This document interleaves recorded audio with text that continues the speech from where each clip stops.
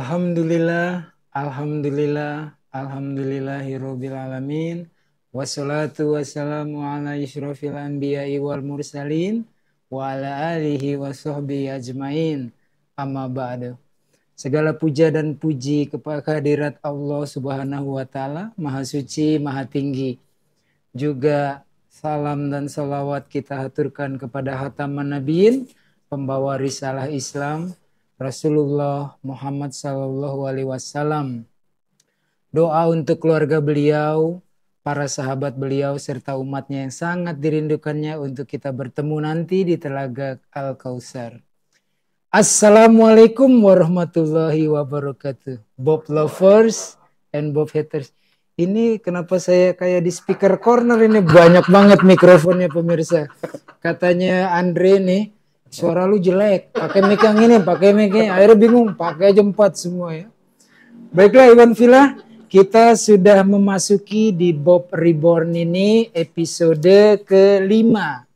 Yang kita akan makin seru mendapati bagaimana segala sesuatunya itu bagi otoritas Yahudi pemilik tanah dan bagi kekristenan ya. Sebelumnya kami akan disclaimer dulu bahwa kajian ini untuk umum tetapi dikhususkan kepada umat Islam agar makin bertambah-tambah keimanannya kepada Al-Quran dari Sang Maha Benar, Maha Suci, firman Allah, bukan firman wartawan.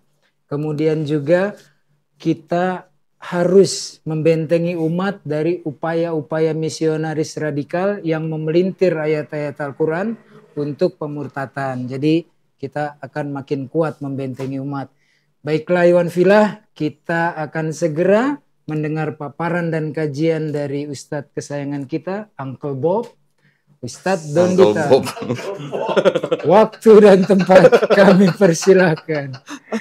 Uncle Bob. Assalamualaikum warahmatullahi wabarakatuh. Alhamdulillahirrahmanirrahim. Wassalatu wassalamu ala rasulillah. Sampai episode berapa ini? 5 ya? 5 masuk. 5 ya? Siap. Nggak berasa ya? Cepet itu maksudnya ya? Gimana itu? Kayak di speaker corner. Andre itu gara-garanya biangkerok nggak ada. Gue juga 3 nih. Udah kayak di speaker ini corner. Ini ada channel penyusup ini berarti. Penumpang gelap. Iya. Alhamdulillah. Oke, alhamdulillah ya kita sudah episode 5. Bob Reborn. Jadi artinya di dalam program ini kita akan memperlihatkan kreativitas gitu ya. Kreativitas daripada para penulis PP yang mengutip ayat-ayat IPL kemudian diklaim sebagai seolah-olah sebagai ajaran atau konsep yang diteruskan oleh PB gitu ya. Padahal di tanah itu tidak ada tulisan to be continued gitu, nggak ada. Tapi PB itu menjadi seolah-olah menjadi kelanjutan daripada PL. Oke, yang di episode kali ini saya akan membawakan topik yaitu sin atonement atau penebusan dosa. Ya, langsung aja ya. Ya. Silakan dari tampilin ini. Nah, itu udah kotak itu kelihatan deh? Enggak ya. Oke. Para misionaris kan mengklaim bahwa Imamat 17:11 itu mengajarkan bahwa satu-satunya cara untuk diampuni dari dosa adalah dengan pengorbanan darah, ya kan? Namun, nah ini kita juga bisa melihat dari perspektifnya Yahudi atau perspektif tanah ya, yang sebenarnya. Konteks di Imamat 17:11 itu bukanlah penebusan tapi larangan mengkonsumsi darah. Coba kita buka ya ayatnya ya. Imamat 17:11 ya. Malah kontradiktif banget ya. Imamat 17:11. Minum darah. Nah, coba baca dah. Imamat 17 nomor 11. Karena nyawa makhluk ada di dalam darahnya, dan aku telah memberikan darah itu kepadamu di atas mezbah untuk mengadakan pendamaian bagi nyawamu. Karena darah mengadakan pendamaian dengan perantaraan nyawa. Nah, kalau kita baca ayat ini ya, kita nggak usah menafsirkan lah. Dari kata-katanya, kelihatan kan sebenarnya bahwa ayat ini itu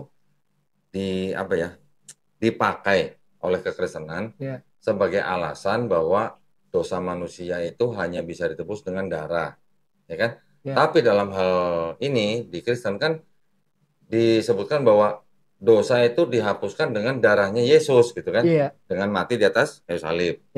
Artinya dosa darah yang dipakai kan darah manusia kan. Nah, kalau ini walaupun di situ sebutnya nyawa makhluk, itu sebenarnya ini sedang membicarakan larangan makan darah gitu. Ya. Nanti kita juga akan lihat ayat yang di PB yang mana yang mengatakan hal serupa gitu. Iya. Tapi kita kembali ke sini dulu nih. Yang kedua, dikatakan bahwa darah adalah suatu penebusan, namun bukan satu-satunya jenis penebusan. Ya. Oke. Yang ketiga, di Imamat 5:11 mengatakan seseorang yang tidak mampu membayar pengorbanan darah dapat membawa tepung yang paling baik untuk penebusan atas dosa-dosa mereka. Iya. Dan itu sebenarnya dosa-dosa yang tidak disengaja ya, Iya. bukan dosa yang disengaja. Berikutnya, di 1 Raja-Raja 8 ayat 46-50 mengajarkan jika kita tidak memiliki akses ke bait suci, bisa berdoa kepada Tuhan dan bertobat, dan kita akan dimaafkan atau diampuni. Hal ini berlaku saat ini serta 70 tahun setelah kehancurannya bait suci yang pertama dan bangunan bait suci yang kedua. Ya. Yang kelima, Nabi Hosea berbicara kepada 10 suku utara yang tidak dapat mencapai bait suci di selatan, memberitahu mereka bahwa doa mereka berfungsi sebagai pengorbanan. Ya. Di Hosea 14 ayat 1-3. Kemudian yang keenam, doa dan pertobatan sebenarnya merupakan sarana utama penebusan dosa dalam tanah. Di dalam 2 Tawarik 7:14, Yesaya 18:21, Yunus 3:10, Daniel 4:24 atau 4:27 dalam beberapa edisi. Yeremia 3:63, Amsal 16:6, Yesaya 5:56 ayat sampai 9, Mazmur 3:25, pasal 69 ayat 30 sampai 32 dan lain-lain. Oke. Jadi sebenarnya di dalam konsep mereka, kalau sampai mereka tidak bisa melakukan ritual penghapusan dosa atau penebusan dosa, dengan doa saja bisa tuh, ya kan?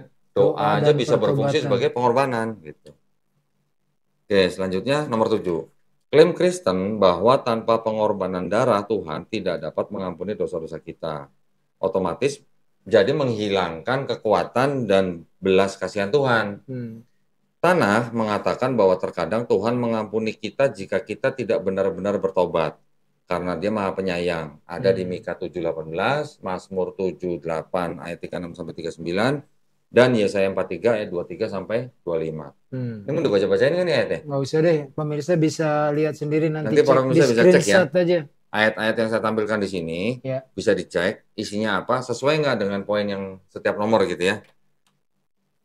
Berikutnya nomor 8. Fokus tanah di dalam tanah adalah ketaatan kepada Tuhan sebagai cara utama untuk datang kepadanya, bukan pengorbanan. Ada di Hosea 6 ayat 6, Mazmur 51 ayat 14-19, Amsal 21 ayat 3, Yesaya 1, kemudian 1 Samuel 15:22, Mika 6 ayat 6-8, Amos 5 ayat 22-24.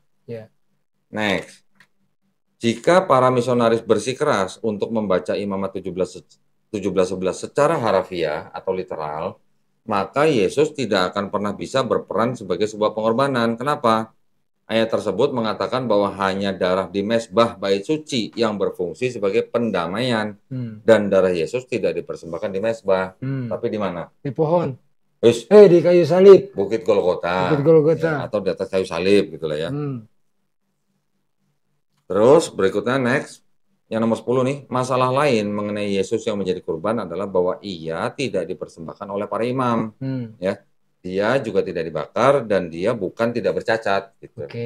Karena kan darah binatang yang dipakai untuk penebusan dosa itu di ritual dari tradisi bangsa Yahudi, itu kan dia harus dipersembahkan di atas mezbah.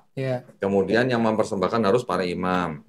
Dan dia harus dibakar. Dan dia harus domba yang tidak bercacat. Gitu. Next. Pernyataan Kristen bahwa Yesus adalah korban terakhir itu bertentangan dengan pernyataan di dalam tanah yang bernubuat tentang pemulihan pengorbanan di masa depan ketika bait suci ketiga dibangun. Ya, ada di Yesaya 56 ayat 7, Yeremia 33 17-18, Zakaria 14 ayat 20-21, Yeskiel 43-45, dan Maliaki 3 ayat 2-4. Yang ke-12, Kitab Suci Ibrani dalam hal ini yaitu tanah tidak menerima gagasan tentang orang yang tidak bersalah mati demi orang yang bersalah. Ya, itu jelas di Keluaran 32 ayat 32-33, Ulangan 24-16, Yeskiel 18 ayat 1-4, Amsal 17 ayat 15. Next. tanah itu sangat menentang gagasan pengorbanan manusia. Jadi tidak ada manusia yang berkorban untuk dosa orang lain. Oke. Ya, di Kejadian 22 ayat 12, Imamat 18:21, pasal 20 ayat 2. Oke. Jadi sudah berbeda gitulah. Iya. Konsep keselamatan di dalam PL atau di dalam tanah dengan konsep keselamatan di dalam PB.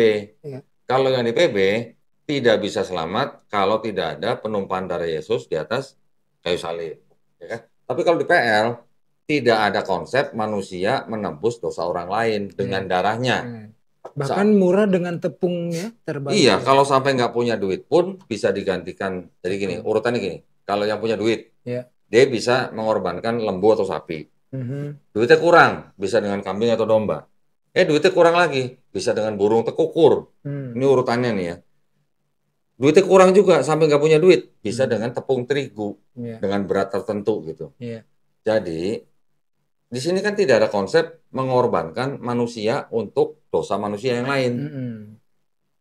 Seorang anak tidak menanggung dosa ayahnya, seorang ayah tidak menanggung dosa anaknya, yang berdosa itu yang mati.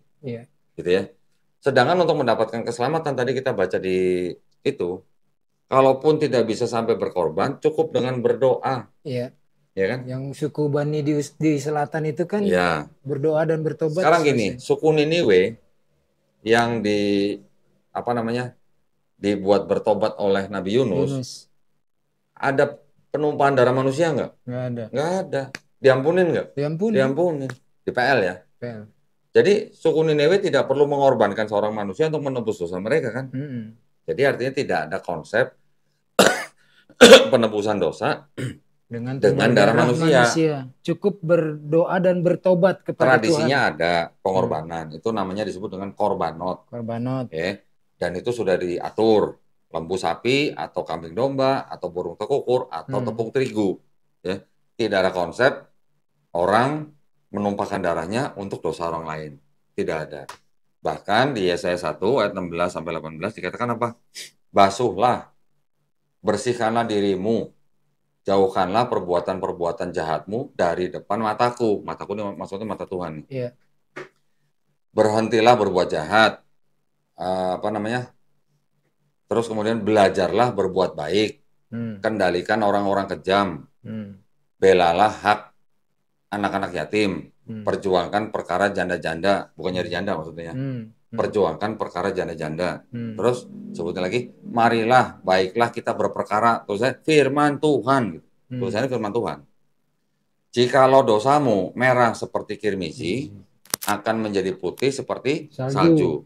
Jikalau dosamu merah seperti kain kesumba, akan putih seperti bulu domba. Jadi artinya dosa yang maksimum bisa dihapuskan menjadi putih seperti salju atau bulu domba. Putih kembali, bersih. Jadi tidak perlu ada yang harus mati untuk dosa kita gitu. Yang diminta adalah bertobat. Basuhlah dirimu. Di kita apa basuhlah dirimu? Wudu kan. Di kita juga ada membela hak anak-anak yatim. Di Islam juga ada memperjuangkan perkara janda-janda. Di Islam juga ada istilahnya konsep bertobat.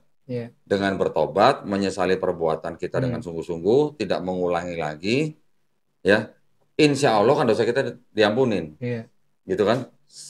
Seberat apapun dosa kita, gitu. Jadi istilahnya kalau di Yesaya itu mau merah seperti kirmizi atau merah seperti kain kesumba, akan bisa menjadi putih seperti salju atau putih seperti bulu domba. Jadi nanti konsep pengampunan dosanya atau penebusan dosanya di dalam tanah sebenarnya nggak jauh dengan Islam. Tapi kenapa bisa belok harus tumbal darah manusia coba? Nah, itu berarti ada pengaruh dari mana? Paganisme. Situ yang ngomong ya. Andre nih gara-gara itu dia bisik-bisikin ngasih jawaban paganisme apaan Andre? Tawa-tawa lu Andre. Hari gini pagan. Kalau dulu saya pernah nonton film bangsa Viking yang masuk ke Inggris yang sekarang, apa 7, 8, 9 lah. Di dalam tradisi mereka, ini kan mereka kan pagan, orang-orang pagan. Mereka kalau merasa sudah berbuat dosa, satu kampung lah gitu misalnya. Itu mereka akan mengorbankan seseorang untuk dibunuh, ya. Dengan dengan tujuan bahwa dosa mereka ditebus atau dosa mereka dibersihkan gitu. Dan orang yang dibunuh itu, yang menjadi korban, itu malah bahagia luar biasa. Malah seneng, merasanya dia terhormat, Malah mulia. senang. Karena apa? Dia merasa bahwa dia menjadi korban, itu dia langsung masuk Valhalla gitu. Ya, Valhalla, Valhalla ya. amin. Jadi langsung makan dan minum dengan Iya. dewa-dewa gitu, Thor gitu misalnya. Thor, Odin, Odin, minum nah. dari gelas tanduk. Ya, gelas tanduk gitu. Iya. Jadi gitu konsepnya. Sekarang konsep itu mirip nggak dengan konsep penebusan dosa dalam Kristen? Mirip, karena harus ada tumbal darah manusia untuk nebus dosa orang. Itu. Tapi beda, yang tadi seneng dia malah jadi merasa jadi pahlawan, nggak merasa menderita. Ya, tapi kan kalau di Bible kan kita bisa melihat bahwa Yesus, kalau kita baca ayat-ayatnya, sebenarnya Yesus kan nggak rela disalib. Nggak rela. Nyuruh muridnya jual jubah beli Pedang. pedang. Waktu di pengadilan ngeyel gitu lah ya, Iya. ngejawab kan. Iya. Terus waktu di Taman Getsemani juga sebelum singkirkanlah piala ini daripadaku, cawan ini daripadaku. Jikalau bisa, Iya. lalukanlah cawan ini daripadaku. Iya. Berarti kan lagi nego. Iya. Cawan itu kan lambang penyalipan. Iya. Berarti kan lagi nego. Hmm. Kalau bisa gue jangan disalib dong. Iya. Nah, tapi kehendakmu yang jadi, bukan kehendakku gitu lah. Iya. Terus waktu di pengadilan dia banyak membela diri. Iya. Waktu di pengadilan juga, di pengadilan di depan imam besar, seorang tentara menampar Yesus. Iya. Kenapa kau tampar aku? Malah komplain. Nah, Iya. Katanya pipi kiri, pipi kanan. pipi kanan, pipi kiri. Pipi kanan, pipi kiri. Nah, protes kan? Kalau aku salah, tunjukkan salahku di mana. Kalau tidak, kenapa kau tampar aku? Iya. Padahal Yesus mengajari murid-muridnya kalau ditampar pipi kanan kasih Andre pipinya.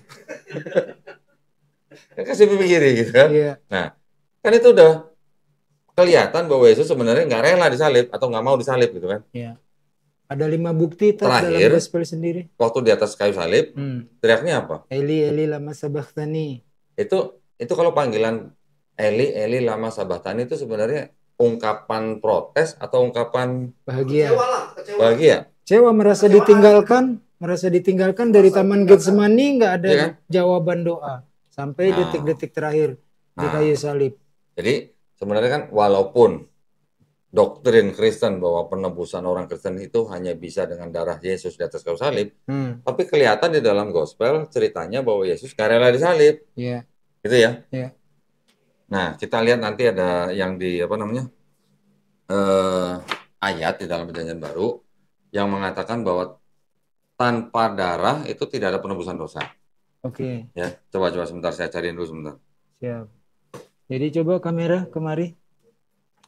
Pemirsa, ini kita namanya kajian. Dalam kajian menganalisa. Kita tidak hanya semata-mata membahas teologis dan dogma, karena dogma itu bukan untuk didiskusikan apalagi didebatkan.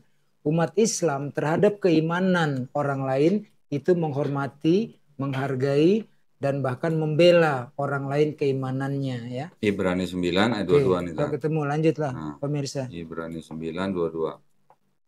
Kamera. Nah, baca dah. Ibrani 9 nomor 22. Dan hampir segala sesuatu disucikan menurut hukum Taurat dengan darah, dan tanpa penumpahan darah tidak ada pengampunan. Nah, ya kan? Ya. Ini kan dia tadi ngambil dari Imamat 17:11 kan? Iya, iya. Tetapi yang dimaksud darah di sini tanpa penumpahan darah ini, kalau di Perjanjian Baru tanpa penumpahan darah hewan atau manusia? Darah hewan jelas. Enggak, kalau yang di Ibrani ini. Di Ibrani Perjanjian Baru darah manusia. Maksudnya darah Yesus. Nah, sedangkan tapi di dalam Taurat tadi kan itu disebut lembu, kambing, domba, tekukur, bahkan tepung boleh, karena Tuhan memudahkan. Yang penting lu manusia berdoa dan bertobat, ku terima tobatmu, hapus dosamu. Yang kirmizi lah segala macam itu merah. Jelas. Jadi kan? Salju jelas. Bedanya jelas kan berarti kan? Jelas dong. Ya, yang di Perjanjian Lama atau yang di tradisi Yahudi atau tradisi bangsa Israel itu penebusan dosa, itu pun dosa yang tidak disengaja bisa dilakukan dengan lembu sapi, kambing domba, burung tekukur, atau bahkan cuma tepung terigu. Nah, pertinyi ini kan dulu jangan ketawa, gue jadi gak konsen tau kan. Memang kurang ajar Andre. Diam dong penonton, jangan protes mulu. Kan itu dianggap bahwa salah satu penebusan dosa itu adalah penebusan terhadap dosa asal atau original sin. Ya. Adakah Judaism menyatakan tentang konsep dosa waris? Gak usah Judaism, Yesus aja nggak pernah ngajarin dosa waris. Studi Di Andre, dalam gue 4 bilang gospel juga ya. apa Andre, nggak percaya lu, Andre. Di dalam 4 gospel, Nggak ada. Yesus nggak pernah ngajarin dosa waris. Jadi dari mana Yesus itu? ngajarinnya apa? Bertobat. Matius 18:3 apa catat? Ya, siap bro. Matius 18:3. Tuh. Matius 18 nomor 3 lalu berkata, Aku berkata kepadamu, sesungguhnya jika kamu tidak bertobat dan menjadi seperti anak kecil ini, kamu tidak akan masuk ke dalam kerajaan sorga. Tuh. Disuruhnya bertobat dan murni seperti anak kecil. Tuh. Iya. Ada nggak percaya istilahnya ada Dosa penebusan waris. dosa dengan darah di situ? Nggak ada. Dosa waris juga nggak ada. Jadi Yesus nggak pernah ngajarin dosa waris. Tuh. Nggak ada. Nggak ada. Nah, yang ngajarin dosa waris Ya, siapa? bapak-bapak gereja lah. Ya, pertama Paulus. Paulus Ya, dulu. karena Paulus menganggap bahwa dosa yang sudah dilakukan oleh Oleh Adam dan Adam. Hawa itu menjalar kepada setiap keturunan. Ya, itu dia. Jadi lahir sudah pakai dosa. Gitu. Konsepnya dosa waris dari Lahir situ. sudah bawa dosa. Menjalar. Ya, nanti ada mungkin apa namanya kayak semacam sanggahan. Ya, dari kekristenan mengambil ayat-ayat di dalam PL atau yang satu Mazmur.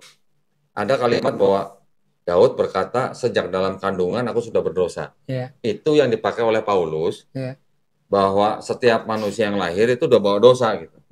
Tapi di Mazmur itu sebenarnya Daud sedang menceritakan bahwa dia itu di dalam kandungan karena dosa ibunya gitu loh. Ibunya berdosa gitu loh. Jadi dia seolah-olah bawa dosa gitu loh. Tapi itu bukan dosa waris. Karena kalau itu dianggap sebagai dosa waris, itu akan bertentangan dengan seluruh konsep keselamatan dalam tanah. Konsep tanah tadi udah saya ceritakan. Seorang anak tidak menanggung dosa ayahnya. Seorang ayah tidak menanggung dosa anaknya. Yang berdosa itu yang mati. Kita coba buka Ulangan 24:19. Ulangan 24:16, sorry. Nah itu. Janganlah. Ulangan 24 nomor 16. Janganlah ayah dihukum mati karena anaknya.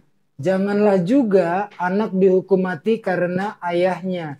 Setiap orang harus dihukum mati karena dosanya sendiri. Dosanya siapa? Sendiri. Sendiri. Kita lihat nih Yeskiel 18. Yeskiel. Mana sih? Yeskiel 18. 21. Yeskiel 18. Nih 20. Yeskiel 18 nomor 20. Orang yang berbuat dosa itu yang harus mati. Anak tidak akan turut menanggung kesalahan ayahnya. Dan ayah tidak akan turut menanggung kesalahan anaknya. Orang benar akan menerima berkat kebenarannya. Dan kefasikan orang fasik akan tertanggung atasnya. Nah, terus apa nih yang sebelumnya? Apa 21 nih? Tetapi jikalau orang fasik bertobat dari segala dosa yang dilakukannya dan berpegang kepada segala ketetapanku serta melakukan keadilan dan kebenaran, ia pasti hidup, ia tidak akan mati. 22 segala durhaka yang dibuatnya tidak akan diingat-ingat lagi terhadap dia. Ia akan hidup karena kebenaran yang dilakukannya. Ada nggak konsep harus ada yang menanggung dosa seseorang yang lain gitu? Masing-masing menanggung perbuatannya sendiri. Iya kan? Terus judulnya apa? Jikalau orang fasik bertobat dari segala dosa. Selamat nggak? Selamat. Iya pasti hidup. Ya tidak akan mati. Maksudnya ini tidak akan mati dalam apa? Masuk neraka gitu lah. Pasti hidup artinya apa? Masuk surga gitu kan? Konsepnya kan gitu. Jadi di dalam tanah tidak ada konsep orang harus menumpahkan darahnya untuk dosa orang lain. Itu nggak ada. Oke, udah berapa menit, Ri? 24. Ya udah cukup lah ya. Oke, siap. Baik, nanti kita sambung lagi di episode berikutnya yang insya Allah lebih menarik lagi. Ya, buat para pemirsa yang ingin mendukung perjuangan dakwah kami, dipersilakan mengirimkan ke BSI Bank Syariah Indonesia dengan nomor 111889988 atas nama YPM Atawi Jakarta dan bisa konfirmasi ke call center YPMA dengan nomor 0813 9883 7007. Semoga partisipasi para pemirsa diterima di sisi Allah Subhanahu wa taala sebagai amal jariah ya. Amin ya rabbal alamin. Barakallahu fikum. Saya kembalikan kepada host ibu kota. Hah? Giveaway. Giveaway. Yang kemarin belum ada yang Ya jawab. kemarin kok belum ada yang jawab ya? Iya. Mudah lah, pertanyaannya mudah lah. Pertanyaannya sebenarnya gampang, tetapi mungkin pemirsa kurang cermat itu ada di episode sebelumnya. Ada, tinggal di di screenshot, kirim ke Ustadz Doni, ini jawabannya. Gitu. Iya sebenarnya. Audio topi coy, keren. Cuman yang ini jangan, ini antik nih. Kasih kucak gitu kayak siapa nama belakangnya Unggul Sudrajat? Siapa anak pertama gitu namanya gitu. Ya. Atau nanti lain kali lah kita siapin lah pertanyaannya. Ya. Jadi kalau para pemirsa tidak mengikuti Bob Ribon, nanti kalau ada giveaway susah jawabnya. Harus nonton berurutan gitu. Kopinya mana sih nggak ada ya? Ada di kantor, lupa dibawa. Nanti dikasih itunya. Ya. Oke, silakan Tat. Baik, kembali kepada host yang paling dibenci oleh semua para penghujat Islam dan paling dicintai oleh istrinya dan anak-anaknya. Pemirsa, tadi kita sudah dapati kajian ya, yang utama adalah Tuhan di dalam keyakinan Judaism tidak pernah meminta tumbal darah manusia. Cukup dengan kurbanot, tadi sudah disebutkan. Kemudian intinya adalah memohon pertobatan. Doa dan pertobatan itu cukup untuk pengampunan dosa. Itu poin pertama. Poin kedua, Yesus tidak pernah mengajarkan dosa waris. Sementara Yesus pun juga mengajarkan untuk bertaubat. Sehingga kita menjadi seperti anak kecil. Artinya bersih, tidak ada dosa. Atau dalam bahasa Islam, fitrah. Begitulah kajian yang bisa kita terima malam ini. Semoga di kajian-kajian berikutnya akan menjadi makin kuat keimanan kita kepada Al-Quran. Dan makin kuat benteng kita bagi umat-umat Islam. Demikian untuk episode kelima ini. Sampai berjumpa di episode-episode berikutnya. Mohon maaf bila ada kata-kata yang salah atau kurang berkenan dari kami berdua. Gara-gara Andre semuanya jadi celetak-celetuk ya. Baiklah pemirsa, wabillahi taufiq wal hidayah. Wassalamualaikum warahmatullahi wabarakatuh. Waalaikumsalam warahmatullahi wabarakatuh. Copot mic-nya.